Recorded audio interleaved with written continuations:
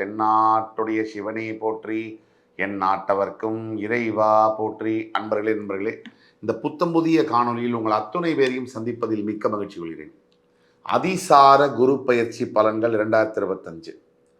அதாவது October 18லேருந்து December 3 வரைக்கும் இப்போ மிதுன ராசியில் இருக்கக்கூடிய குரு பகவான் சரியா அக்டோபர் 18 அன்னைக்கு கடகராசிக்கு அதிசாரம் பெற்று பெயர்வார். அங்கே 45 நாள் டிசம்பர் 3 வரைக்கும் அவர் இருப்பார். இந்த பலன்கள் 12 ராசி வரிசையில் 12வது ராசியான மீனராசி, மோட்சஸ்தானத்துக்குரிய மீனராசி, பூரட்டாதி உத்தரட்டாதி ரேவதி நட்சத்திரங்களை பெற்ற அற்புதமான ராசி மீனராசி, மகான்களை பெற்றெடுத்த மீனராசி, மிகப்பெரிய சித்தர்கள் தெய்வ அவதார புருஷர்களை தந்த மீனராசி. மோட்சஸ்தானம் இல்லையா? அப்படிதான். அப்படி தந்த மீனராசி தான் பல செல்வந்தர்களையும், கிரியேட்டிவிட்டி, கற்பனை வளம் மிக்க மிகப்பெரிய ஊடக சொந்தங்களையும் தந்த அந்த ராசி. பத்திரிகையில மிகப்பெரிய சாதனை பெற்றவர்கள் மீனராசி. மீனராசி ஆண்கள், மீனராசி பெண்கள், சுருக்கமா கடகடன் பார்ப்போம் எப்படிப்பட்டவங்க. மீனராசி ஆண்கள் நல்ல ட்ரெஸ் பண்றது பிடிக்கும், நல்ல செலவு பண்றது பிடிக்கும். மனசுல எப்பவுமே 2 வகையான சிந்தனைகள் இருந்து கொண்டே இருக்கும். ஆனா முடிவெடுத்தா தெளிவா இருப்பாங்க, அதுல மாற மாட்டாங்க. ஒரே எண்ணம், ஒரே முடிவு, ஒரே செயல். ஆண் மீனராசி. பெண் மீனராசியை பத்தி பார்ப்போம். தனக்கும் என்ன வேணும் அப்படிங்கிறதுல குழப்பம் இருக்கும். மற்றவங்களுக்கு என்ன செய்யணும், அவங்க எதிர்பார்ப்பை புரிஞ்சுக்கிறதுலையும் குழப்பம் இருக்கும். ஏதோ ஒன்று பண்ணி ஏதோ ஒன்றாக, ஆனால் எண்டு பாயிண்ட் நாரதர் கழகம் நன்மையில் முடியுங்கிற மாதிரி எல்லாம் நல்லதாக நடக்கும். இந்த அபூர்வம் மீனராசி பெண்களுக்கு மட்டுமே உரித்தானது. மீனராசி பெண்களை போன்று ஒரே ஒரு சின்ன குறைபாடு, இந்த பெண்களை பற்றி உடனே நம்ம ஏதாவது தப்பாக பேசுகிற மாதிரி நினச்சக்கூடாது. பெண் சொந்தங்கள், எனக்கும் சகோதரிகள் உண்டு, எனக்கும் மகள்கள் உண்டு, எல்லாமே இருக்காங்க. ஆனால் பெண்களில் என்னன்னா தெளிவு பிறக்க வேண்டும். அப்படின்னா பெண் விடுதலையையும் பெண் சுதந்திரத்தையும் ஆண் பெண் மீது வைக்கக்கூடிய அக்கறையையும் பிரித்து பார்க்கக்கூடிய ஒரு தன்மை வேண்டும். பல பெண்களிடையே உள்ள பிரச்சனைகள், ஒரு ஆண் ஒரு பெண் மேல அக்கறை வைக்கிறார் அப்படின்னு சொன்னா அதை தவறா புரிந்துகிட்டு அடக்குமுறையாக பார்க்கக்கூடிய விஷயங்கள் இருக்கு.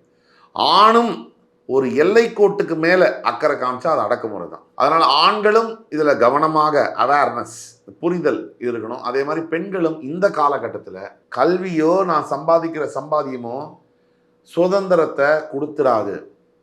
எல்லா பெண்களுக்கும் ஒரு ஆண் துணை என்பது தேவை. அதை விட மேல எல்லா ஆண்களுக்கும் ஒரு பெண் துணை என்பது தேவை. இதுல என்ன புரிதல்ல, மீனராசிக்கு ஒன்றை விட ஒன்று பெட்டரா இருக்கும். ஆண் மீனராசி, பெண் மீனராசி 2 பேருக்குமே இந்த ஒன்றை விட ஒன்று பெட்டர் அப்படிங்கிறது என்ன அப்படின்னா, எனக்கு தெரிந்த மட்டத்தில் ஒரு ஆண் இருக்கார், ஒரு பெண்ணை பிடிக்கல, மறுபடி வேற ஒருத்தர் அவரை பிடிச்சிருக்குன்னா அதுவும் பெண் தான். அது இன்னொரு ஆண்கிட்ட நம்ம கல்யாணம் செய்து கொள்ள முடியாது. அப்போ என்ன அப்படின்னா, இந்த பெண்கிட்ட இருக்கக்கூடிய நல்ல விஷயம், கெட்ட விஷயம், அந்த பெண்கிட்ட வேற நல்ல விஷயம், வேற கெட்ட விஷயம் இருக்கும். அதே தான் பெண்களுக்கும். இன்னைக்கு காலகட்டத்தில் சாய்ஸ் அப்படிங்கிறது இருக்கு, எல்லாருக்கும் இருக்கு. ஆனா அதுல புரிந்து கொள்ள வேண்டிய மீனராசி அன்பர்கள் புரிந்து கொள்ள வேண்டிய தன்மை என்னன்னா, இன்னைக்கு கையில இருக்கக்கூடிய நல்ல ஒரு ஆணை நம்ம விட்டுட்டு நாளைக்கு எதிர்காலத்தில் இருக்கக்கூடிய நல்ல ஆணை நினைச்சு வாழறதுங்கிறதும் அது ஒரு முட்டாள்தனமான ஒரு அணுகுமுறை அப்படிங்கிறது என்னுடைய தனிப்பட்ட அபிப்பிராயம். மீனராசியில் இருக்கக்கூடிய யாராக இருந்தாலும் உணர்ச்சிக்கு அதிகமாக இடம் கொடுத்து சில ப்ராக்டிக்கலாக லாஜிக்கலாக இருக்கக்கூடிய கேள்விகளுக்கு பதில் சொல்லாமல் வாழ்க்கையை நடத்தும் போது பிரச்சனைகள் அதிகமாகும். அப்போ மீனராசியில் இருக்கக்கூடிய இருபாலாரும் பொறுமையை கடைபிடித்து, அது பாட்டிலேயே வருது, பொறுமையை கடைபிடித்தால் வாழ்க்கை ஜாங்கிரின்னு. அதுதான். அதனால் நீங்கள் மீனராசி அன்பர்கள் இதை கடைபிடிக்க வேண்டும். பொறுமை தான் உங்களுடைய தாரக மந்திரம். ரைட்டா? இப்போ வரைக்கும் உங்களுடைய 4ஆம் வீட்டில் இருக்கக்கூடிய அர்த்தாஷ்டம குரு இப்போ 5ஆம் வீட்டுக்கு வரப்போறார். 4ஆம் வீட்டில் அந்த அளவுக்கு சிறப்பு பலனை கொடுத்தாரா அப்படின்னு பார்த்தீங்கன்னா இல்லைன்னு தான் சொல்லணும்.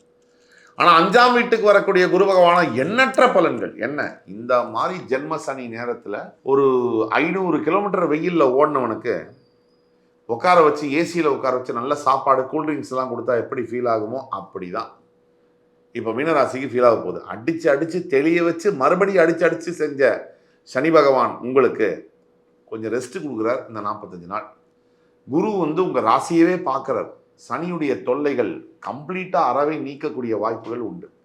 குரு இருக்கின்ற இடத்தை விட பார்க்கின்ற பார்வைக்கு பலம் அதிகம். அதுலேயும் உங்களுடைய ராசி குரு பகவானுடைய சொந்த வீடே, அவர் சொந்த வீடு அவரே பாக்கிய பார்வையாக பார்க்கிறார். உங்களுடைய ராசியுடைய 9ஆம் வீடு 11ஆம் வீடு உங்கள் ராசி மூன்றையும் பார்க்கக்கூடிய குரு பகவான். குரு இருக்கின்ற இடத்தை விட பார்க்கின்ற பார்வைக்கு குரு இருக்கின்ற இடத்தை விட பார்க்கின்ற பார்வைக்கு பலம் அதிகம். 9ஆம் வீட்டை பார்க்கக்கூடிய குரு பகவானால் மீனராசிக்கு என்ன பலன்? ராசியின் 9ஆம் வீட்டை பார்க்கக்கூடிய ராசி நாதன் அங்கதான் பாக்யஸ்தானம். கைக்கு எட்டனாலும் வாய்க்கு எட்டணும். என்ன இருந்து என்ன பிரயோஜனம்? பல பணக்காரர்கள் நம்ம பார்க்குறோம், நல்ல வீடு, ஒரு 4 BHK வீடு இல்லை, 10 பெட்ரூம் உள்ள ஒரு வீடு. 10 பெட்ரூம் உள்ள வீட்டுக்குள்ள எல்லா பெட்ரூம்லையும் எல்லா வசதியும் இருக்கு, தங்கறதுக்கு ஆள் இல்லையே, இல்லையா? டைனிங் ஹாலில் போய் உட்காந்தீங்கன்னா 25 சேர் இருக்கும், ஒரே ஒரு ஆள் மட்டும் உட்காந்து சாப்பிட்டுட்டு இருப்பாரு. என்ன வாழ்க்கை இது? இதுக்கு அடுத்தது பார்த்தீங்கன்னா, மனைவி கணவன் பேச்சை கேட்கவே மாட்டாங்க, கணவன் மனைவி பேச்சை கேட்கவே மாட்டார். பிள்ளைங்க அது ஃபோன்லேயும் இல்லை ஐடேப் அதில் உட்காந்து அதோடைய வாழ்க்கையை வாழ்ந்துட்டு இருக்குது. இது என்ன வாழ்க்கை? இது வாழ்க்கையே அல்ல. நீங்கள் அன்போடு அரணோடு ஒரு விவசாயி நடத்தக்கூடிய வாழ்க்கையை போய் பாருங்கள். கிராமங்களில் சொந்தம் பந்தம் சுற்றார் உறவினர்லாம் வச்சுட்டு கூட்டாஞ்சோறு சாப்பிட்டு அவங்க வாழ்கிறாங்க. அது வாழ்க்கையா? நீங்கள் 12,000 ஸ்கொயர் ஃபீட்டில் பங்களாவை வச்சு அனாதை மாதிரி ஆளுக்கு ஒரு ரூமில் உட்காந்து சாப்பிட்றது வாழ்க்கையா? அப்போது நல்ல வாழ்க்கையை வாழ வேண்டும்னா பாக்கியம் வேணும். அதை புரிஞ்சுக்கணும். பாக்கியம்னா என்ன? நல்ல அன்பு கிடைக்கணும், நல்ல பாசம் கிடைக்கணும், அளவில்லாத நேர்மையான மனிதர்கள் பக்கத்தில் இருக்கணும். அதே மாதிரி செல்வங்களில் பல செல்வங்கள் உண்டு. குழந்தை செல்வம் வேணும். அந்த குழந்தை செல்வத்தோட குடும்பத்தோட உட்காந்து நல்ல நம்ம நினைச்ச கை கேட்டதெல்லாம் வாய் கேட்டணுங்கிற பாக்கியம் கிடைக்கணும். சந்தோஷம், நிம்மதி, பணம், வசதி எல்லாம் சேர்ந்து வந்தால் தான் அது பாக்கியம். வெறும் பணம் மட்டும் வளர்ந்துச்சுன்னா, இப்போ உடம்புல மூக்கு மட்டும் பெருசாகிற மாதிரி, அது வியாதி. ஆக இந்த பாக்யஸ்தானத்தை குரு பகவான் பார்ப்பதனால உங்கள் ராசிநாதன் இது நாள் வரை ஜென்ம சனியினால் நீங்கள் பட்ட அவஸ்தையெல்லாம் மாறி, இது நாள் தடைப்பட்டிருந்த தாமதப்பட்டிருந்த அத்தனை விஷயங்களும் உங்களுக்கு பாக்கியமாக கிடைக்கும். 2. 3வது விஷயம் என்னன்னா, குரு பகவானுடைய சமசப்தம பார்வை உங்களுடைய 11ஆம் வீட்டில் விழுவதனால, அதுக்கு முன்னாடி இந்த 9ஆம் வீட்டில் குரு பகவானுடைய பார்வை விழுவதனால அப்பா பையன் அப்பா பொண்ணுக்குள்ள உறவுகளில் மிகப்பெரிய அளவில் இம்ப்ரவைசேஷன் இருக்கும். அதுக்கு அடுத்தது 11ஆம் வீட்டை குரு பகவான் சமசப்தமாக பார்க்கறதுனால இன்கம், பணம், இன்னைக்கு என்ன வேலை செய்யுது, எது இன்னைக்கு முக்கியம், இன்னைக்கு எது ரொம்ப முக்கியம்? பணத்துக்கு மேற்பட்ட விஷயம் எப்பவுமே இருக்கும். அது ஆதி காலத்திலையும் இருந்தது, இப்பவும் இருக்கு, இனிமேலும் இருக்கும். ஆனால் இன்னைக்கு எது அதிகமாக பேசுது? பணம். பணம் வேணும், எல்லாருக்கும் பணம் வேணும். பிறப்புறது முதல்ல சாகிறது வரைக்கும் பணம் வேணும். வெட்டியாங்கிட்ட பணத்தை கொடுத்தாதான் பணத்தையே எரிக்கிறான். டெத் சர்டிஃபிகேட் வாங்குறதுக்கு பணம் வேணும், ஃபீஸ் கட்டணும், ஸ்கூல் படிக்கிறதுக்கு பணம் வேணும், கல்யாணம் பண்ணுறதுக்கு பணம் வேணும், வீடு வாங்குறதுக்கு பணம் வேணும், கார் வாங்குறதுக்கு பணம் வேணும், ஹோட்டலில் போய் சாப்பிட்டா பணம் வேணும், அதில் ஹோட்டலுக்கு போகிறதுக்கு ஆட்டோ பணம் வேணும். பணம் இல்லாமல் ஒன்றுமே நடக்காது. அந்த அளவுக்கு அந்த பணத்தை கொடுக்கக்கூடிய பார்வை தான் 11ஆம் இடம் லாபஸ்தானம். அந்த இடத்த குரு பார்க்கறதுனால பண வரவு பல மடங்கு அதிகரிக்கும். அது மீனராசிக்கு. அதே மாதிரி பூர்வீக சொத்தெல்லாம் சேரும். ப்ராப்பர்ட்டி சம்பந்தப்பட்ட எந்த வழக்குகள் நிலுவையில் இருந்தாலும் அது தீர்க்கப்படும். இதுக்கப்புறம் உங்கள் ராசி, அதாவது ராசிநாதன் உங்கள் ராசியை 9ஆம் சிறப்பு பார்வையாக பார்க்குறார். மனுஷனுக்கு ஒரு வினோதமான பழக்கங்கள்லாம் உண்டு மனிதனுக்கு. அதில் ஒன்றை சொல்கிறேன். மனிதனுடைய மனம் அப்படின்றது விந்தையான ஒரு விஷயம். அது என்னென்ன இருக்கோ அதை பற்றி யோசிக்கவே யோசிக்காது. அது மிகப்பெரிய விஷயமா இருந்தாலும் சரி. மனிதனுடைய மனம் எதை பற்றி ரொம்ப ஆழ்ந்து யோசிக்கும்னா, அந்த டிசைனே பார்த்தீங்கன்னா எது இல்லையோ எது கிடைக்காதோ அதை பற்றியே தேடி போகும் மனித மனம். இந்த விந்தையை தெரிஞ்சவங்க வாழ்க்கையில் ஜெயிச்சிருவாங்க. நம்ம உறவுகளில் கூட சரி, பின்னாடியே போனீங்கன்னா துரத்திட்டு ஓடும், விட்டு விலகினா அதுவாக பின்னாடி வரும். இது கணவன் மனைவிக்குள்ளேயா இருந்தாலும் சரி, அப்பா பையனாக இருந்தாலும் சரி. இது அப்போ ராசியை பார்க்கக்கூடிய இந்த குரு பகவானால் தைரியம் அதிகமாகும், மனம் தெளிவடையும். தெளிவடையக்கூடிய மனதால் எதையும் சாதிக்க முடியும், எந்த சரியான முடிவையும் எடுக்க முடியும். எதையும் பக்குவமாக கரெக்டாக பார்க்க முடியும். இதுதான் தெம்பு, இதுதான் அசெட்டு. சொத்துனா இதுதான். 1000 கோடி சொத்து இல்லை. கீழே ஒரு ஐலாண்டில் தீவில் உங்களை தனியாக விட்டா கூட மனசு அசையாமல் இருந்துன்னு வச்சுங்க, நீங்கள் தான் உலகத்திலே பெரிய பணக்காரன். உங்களை கூட்டிகிட்டு போய் உலகத்துடைய தலைவராக உட்கார வச்சு அப்பவும் மனம் கொஞ்சம் கூட அசையாமல் இருக்கு பாருங்க, நீங்கள் தான் உலகத்தில் நம்பர் 1 வெற்றியான. அப்போ என்ன இருக்கு? வெளியில இல்லை, உள்ள இருக்கு. இந்த உள்ள பார்க்கணும். நாம யாரு? நமக்கு என்ன வாழ்க்கை வேணா இருக்கலாம். வண்டி இழுக்கலாம், தினக்கூலியா இருக்கலாம். ஆனாலும் ராஜாவா வாழ முடியும் மனசுல. என் மனசுல எனக்கு நான் நல்லா சம்பாதிக்கிறேன், எனக்கு 2 குழந்தைங்க இருக்கு, நான் நல்லா இருக்கேன்னா நீங்க தான் ராஜா. ராஜாவா இருக்கக்கூடிய பல மாநிலங்களுக்கு, பல நாடுகளுக்கு ராஜாவா இருக்கக்கூடிய நிம்மதியா தூங்கலையே. அதுக்கு என்ன காரணம்? தூக்கமே இல்லை.